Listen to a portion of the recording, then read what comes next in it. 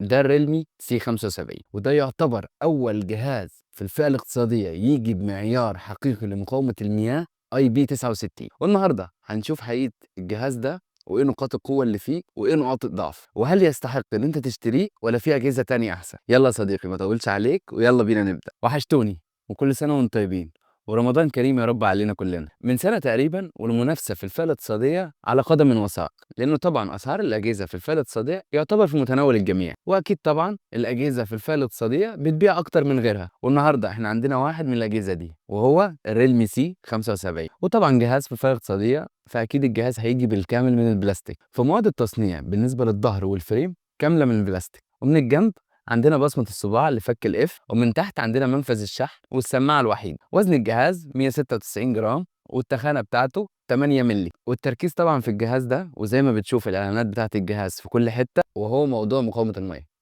وده يعتبر اول جهاز في الفئة الاقتصادية يقدم معيار حقيقي لمقاومة المية، وهو الاي بي 68 و69. وكده طبعا الجهاز مش مقاوم بس لرذاذ المية، لا، هو محمي بشكل كامل ضد المية، وكمان يقع لحد عمق مترين تحت المية ما يحصلوش اي حاجة. وطبعا عارفين ان المعيار ده موجود في اجهزة الفلاج شيب وكمان الاجهزة اللي فوق متوسطة، وتقريبا دي المرة الاولى اللي نشوفه في الاجهزة في الفئات الاقتصادية. ومن الجهة الامامية عندنا شاشة بتيجي بحجم 6.72 انش. الشاشة هتكون فول اتش دي بلس بتردد 90 هرتز، واكيد طبعا هتكون اي بي اس ال سي دي. الشاشة هتكون عليها طبقة الارمور شيل، واللي المفروض بتساعد الشاشة ان هي تحميها اثناء السقوط. الشاشه بتيجي بسطوع بيوصل ل 580 نيتس، والكاميرا الاماميه فيها الميني كابسول اللي بتتفاعل مع بعض التطبيقات زي الديناميك ايلاند كده اللي موجوده في الايفون. ولو انت وصلت معايا لحد هنا فشكرا ليك، ما تنساش تدعمني باللايك والشير والسبسكرايب لان ده بيفرق كتير. ندخل بقى على الاداء. فبالنسبه للاداء فالسي 75 هيكون عليه معالج من ميديا تك وهو الهيليو جي 92 ماكس. المعالج ده قريب من اداء معالجات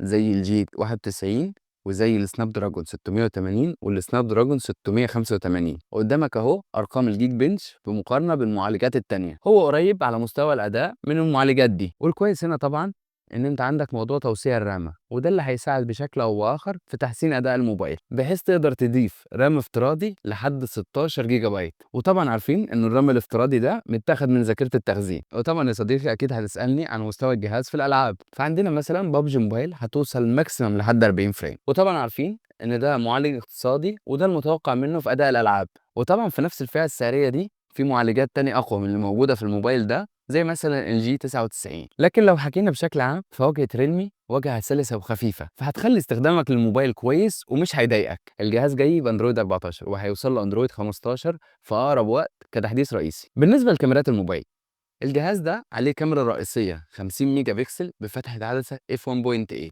في الإضاءة الطبيعية هتاخد صور فعلا كويسة. هي مش الكاميرا الفلتة في الفئة السعرية دي، لكن برضو ككاميرا مش هتضايقك أثناء الاستخدام ومش سيئة. هو الكاميرا هنا الألوان فيها بتبقى دافية شوية ومايلة كده للإصفرار، وده تقريبا بيبقى طبيعي في كاميرات الفئات الاقتصادية لأنه الأساس بيبقى راجع للسوفت وير مش لكاميرا الموبايل. لكن بصراحه بشكل عام هي كاميرا كويسه وهتدي معاك صور تفي بالغرض. وبرضه هتلاقي في تطبيق الكاميرا ال1 اكس وال2 اكس كخيارات. ال1 اكس هي العدسه الاساسيه، وال2 اكس هو كروب من العدسه الاساسيه ال 50 ميجا بكسل. وبالنسبه للفيديو فبيوصل ل 1080 في الكاميرا الخلفيه والكاميرا الاماميه. وبالنسبه للكاميرا الاماميه فهتكون بدقه 8 ميجا بكسل. طبعا كاميرا مش الواو، لكن هي كاميرا عاديه خالص، وكل اللي اقدر اقوله لك على الكاميرا دي ان هي هتفي معاك بالغرض. ندخل على بطاريه الموبايل.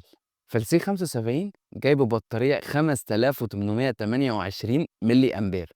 أنا بصراحة مش عارف ليه من 6000، مع شحن 45 واط موجود جوه العلبة، وكمان معاه كفر لحماية الموبايل كمان موجود جوه العلبة. البطارية اللي موجودة معانا هنا هتديك في حدود 8 ساعات شاشة مفتوحة، وبصراحة البطارية من ضمن مميزات الموبايل. لكن في النهاية لازم يا صديقي أقول لك العيوب، وكمان أقول لك رأيي في الموبايل. لكن قبل ما اقول لك العيوب لازم اقول لك كام حاجه. اولا لازم تبقى عارف ان الموبايل فيه سنسور مكالمات حقيقي، هاردوير مش سوفت وير، وكمان شبكات الواي فاي والمكالمات مفيش عليها اي غبار ومش هتواجهك معاها اي مشاكل. ندخل على اول عيب، هو ان الجهاز فيه سماعه واحده، يعني مونو سبيكر مش ستيريو سبيكر. وطبعا مفيش منفذ 3.5 مللي، وده طبيعي عشان حوار معيار مقاومه الميه. وكمان مفيهوش مايك ثانوي لعزل الضوضاء. واداء المعالج مش اقوى حاجه في الفئه السعريه دي. وفي النهايه رايي، لو انت شخص مش محتاج موبايل قوي ويستحمل نتيجه شغلك، او مثلا الاطفال بيلعبوا بيه كتير والموبايل مش بيتعرض معاك لصدمات كتيره، او الموبايل بيقع معاك دايما في الميه، فبصراحه الموبايل ده مش ليك. في موبايلات احسن منه كتير قوي في نفس الفئة السعرية، بيقدم اداء اقوى وشاشة اقوى وكمان كاميرا اقوى، لكن مش هيقدم لك لا معيار الحماية ولا مقاومة المية اللي موجود في الموبايل ده. وده كان رأيي في الريلمي سي 75. طبعا عارف لو انت وصلت لحد هنا فاكيد انت عامل اللايك الجميل. ما تنساش تفعل زر الجرس وتعمل سبسكرايب، واكتب لي في الكومنتات عايز مقارنة بين ايه وايه في الفئة الاقتصادية. سلام.